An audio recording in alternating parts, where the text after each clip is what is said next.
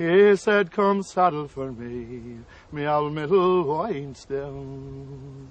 For the brown one is not speedy, oh, until I ride early after 9, till I find the dark-eyed gypsy, oh.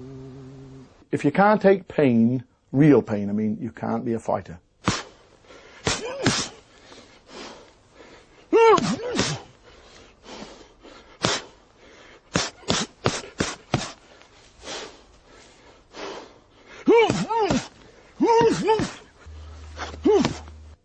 So violent, I can't explain it to you. The fighting, I mean. When I get men in front of me, they try to kill me. They try to wipe me off the face of the earth. And the men behind them shouting to them, kill him, kill him, kill him. So, you know what I mean? There ain't no referee going to jump in, oh, he's got a cut over his eye. See what I mean? Stop it. There's a cut over his eye. There's no stop it. Not if you ripped my heart out, they wouldn't stop it. Before me, there's always been kings of the gypsies. Before me, Uriah Burton, Big Just, was a king of the gypsies. And when he died, I inherited his title. I fought Johnny Fletcher. Then I become the champion of the gypsies, king of the gypsies. Among gypsies, like the Indians in America, there's breeds. My breed is the Gormans, the Furies, the Wilsons, the Kellys, the O'Neills, the Maguires and the Bryans. That's my breed. That's one entire breed. And I fight for them people.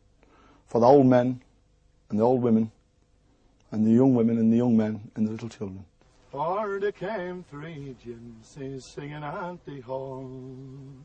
One sung loud and the other sung low. One sung loud and the other sung low, till he won the heart of the lady, oh. There's hard cases coming from all over the place to fight, and I was just fighting them all the time. It was a everyday occurrence. The main fighting is a stage fight, where it's organised, where the fight's organised, and the 2 men battle to the finish, to the end, under old London prize ring rules. But you can hit him with the elbows, you can hit him behind the back of the neck, and you can hit him in the kidneys, but not below the belt. A gypsy man wouldn't lie on his back, knocked out, for £1 million and let his breed down. Then Lord Cashley came home at 9, enquiring for his lady, oh. But the servant girl made this reply, that she's gone with a dark-eyed gypsy, oh. My great-grandfather, Bartley Gorman I, was born in 1836. Bartley Gorman II was my grandfather. Then his son, Bartley Gorman III, was a champion of North and South Wales, gypsy. And Bartley Gorman IV, he didn't fight, he was a great lover. Bartley Gorman V, that's me.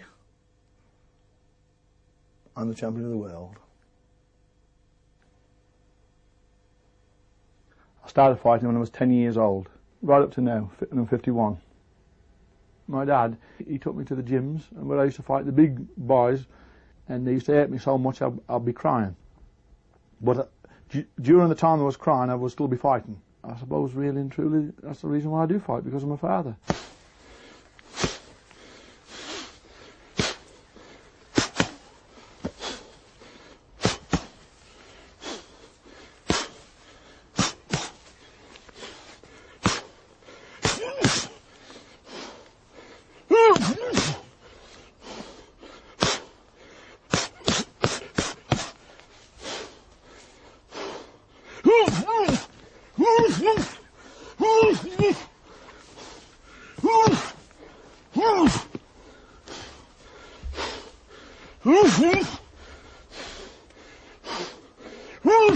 It's mind over matter, this is, you see. They said to me, all my breed, Oh, he's just like his grandfather. A little lad growing up, a little kid, you know.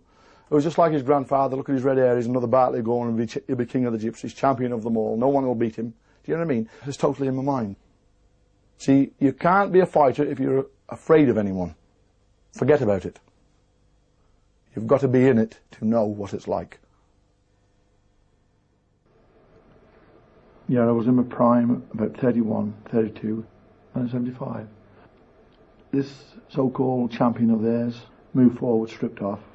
I hit him with one shot, bull hammer, right to the forehead, and down he went. Then his men set upon me.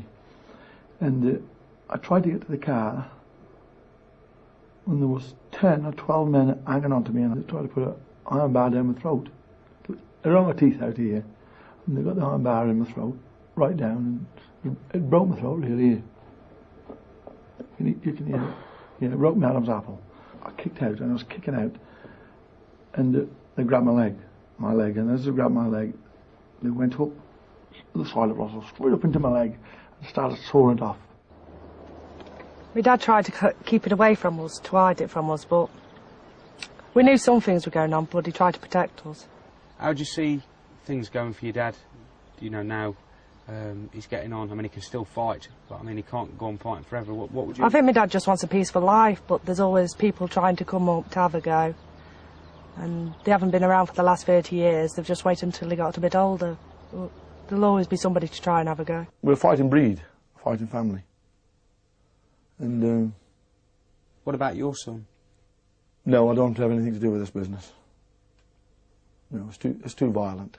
No, my dad doesn't want Sean to fight. He's protected Sean as well? Yes.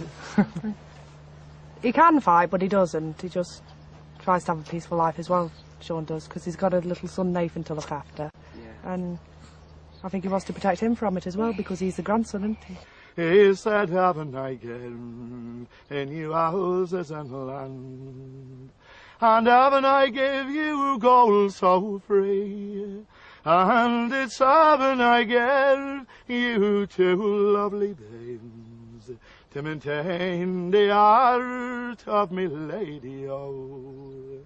For last night I did sleep in a goose feather bed, with me lord at the side of me. But tonight I will lie in this cold open tent, along with me dark-eyed gypsy, oh. Yes, tonight I will lie in this cold open field, along with the raggle-taggle gypsies, oh. When I say I'm retired, I'm retired. But there's no such a word as retired among the gypsies. I mean, unless I am on two sticks, walking with a frame, then they'd say, yes, he's retired. But if you look reasonable, you haven't retired. As long as I could be beaten, no matter what condition I was in, for them to say that they beat Bartley Gorman, there would be a feather in the cap. It's becoming a burden on me, Shane, yeah. This thing's becoming a burden on me. Heartache. A man can have pain in his heart as well as in his body through fighting. A lot of things has happened to me in my life. As I say, I wouldn't wish it on a dog. But anyway, I don't want to pity off anyone. As my father, he had a saying, my back is broad enough to bear it. No one knows me but me. But except God. God knows me. God knows me. And God knows all about me, and that's all that matters. I'm not bothered what anybody else think about me. Out there, this fighting, it's a stage, and I've got to play my part. I was born to play it. I must. That's my destiny. Live or die. That's my destiny.